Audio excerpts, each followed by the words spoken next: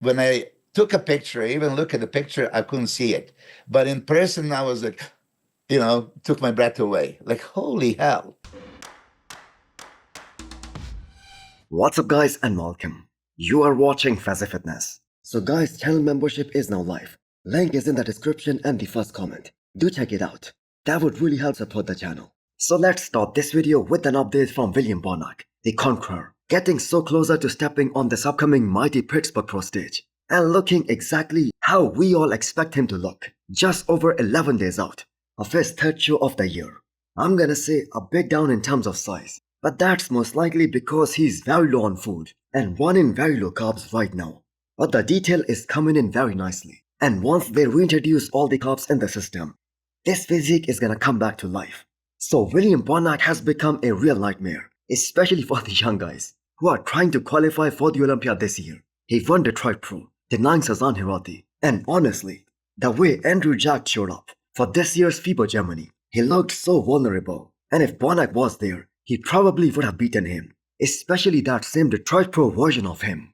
And we have to keep in mind, William Bonac's season, that is gonna continue, even after this year's Pittsburgh Pro, because he has already announced that he's gonna be doing the New York Pro as well, which is now 2.5 weeks away from this point. So anyone sleeping on William Bonac, they're making such a huge mistake, because you can put your money on this guy, that he's gonna be 100% on, and absolutely ripped. So the biggest change in Bonac's physique that we have seen, especially in the past 1 year, is how not only he was able to bring his leg size back, but they were looking bigger than ever, especially at this past Detroit Pro.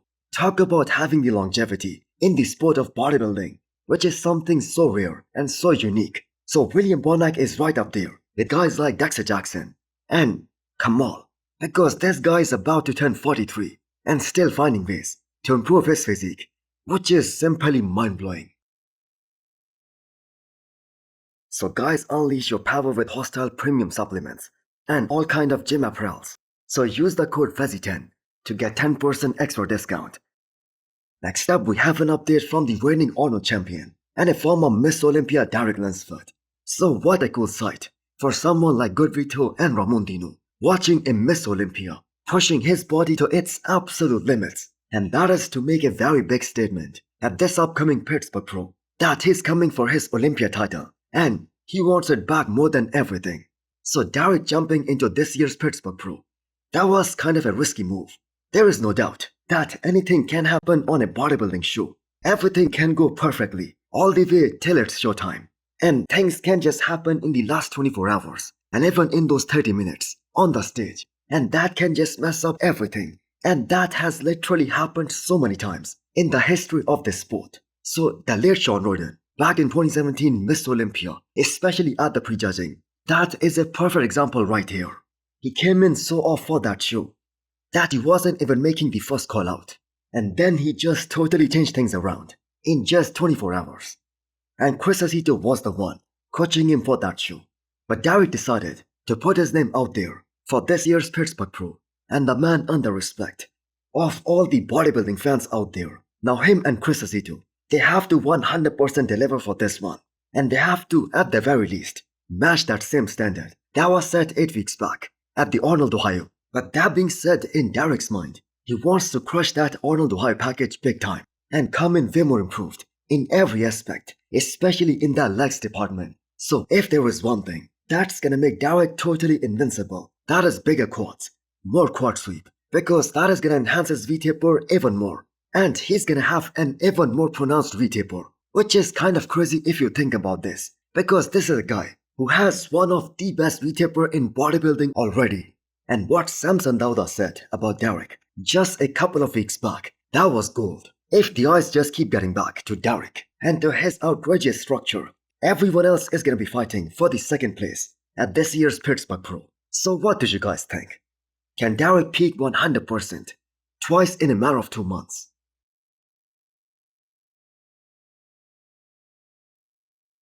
Next up, we have the latest physique update from 2019 Miss Olympia champion, Brandon Curry. So he might be a bit down on size, but the shape is still supreme, and it is still there. So we know that the Masters Olympia was that one title that he was interested in doing, even before this year's Arnold Ohio. And looking at that current physique, he can kickstart this prep anytime and he can be ready because Brandon looking extremely good 8 weeks post-show this year, which by the way was the Arnold Ohio, where also he proved so many predictions wrong and placed top 4 in a highly competitive lineup. So him being in shape, even 2 months after that show, that is simply amazing because normally he doesn't do that.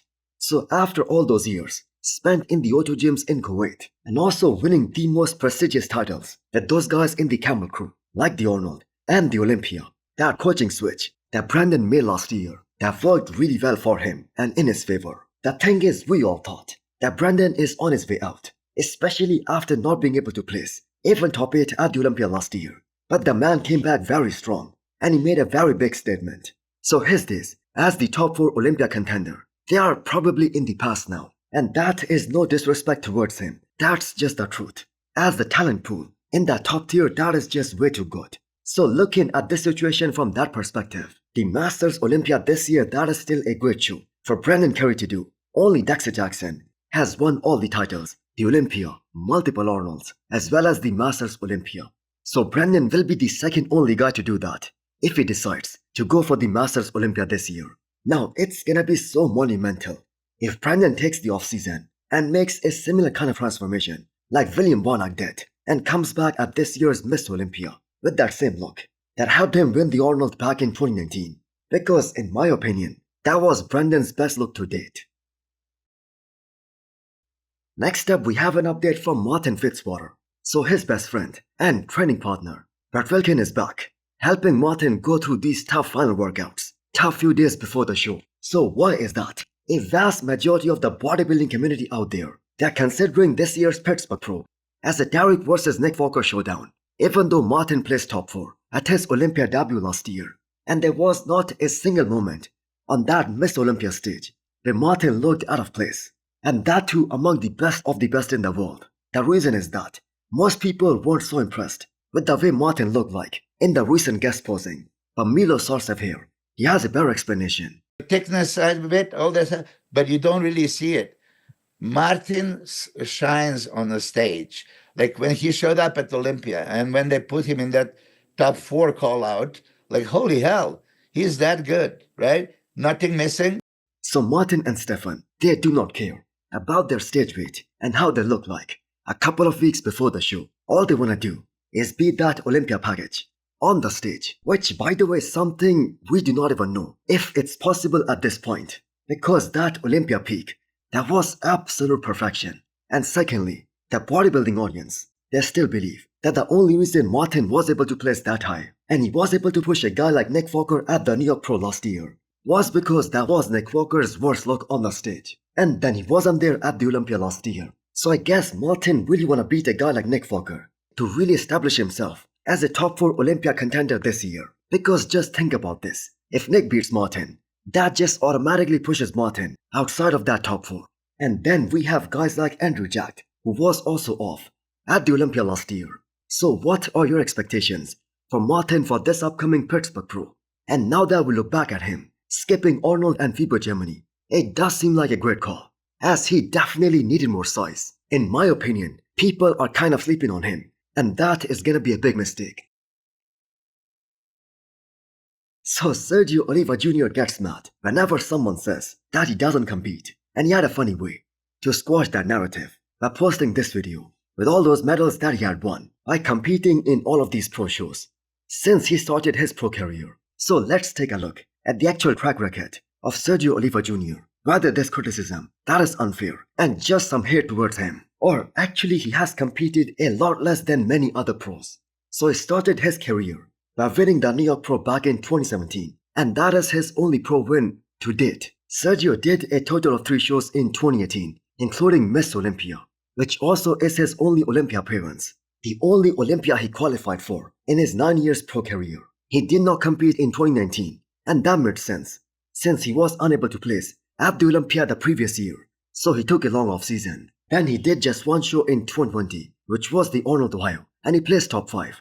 Now Sergio did some shows in 2021, like the Arnold and the Legion Sports, and then he decided not to compete at all in the entire 2022. And then he did Cali Pro in 2023, and then he did not compete at all afterwards all the way till this past FIBO Germany. Now he had a valid reason for not doing any show last year, or even back in 2023, as first of all, he was detained in Dubai for a few months because of that accident, and then he got injured last year. But stats are just stats. So in total of 9 years, he decided to totally skip 3 years. And in those 9 years of his professional bodybuilding run, he did a total of 9 shows. That's 1 show per year. So those are the stats of Sergio. And I will let you guys decide whether there's criticism on Sergio that is fair or not.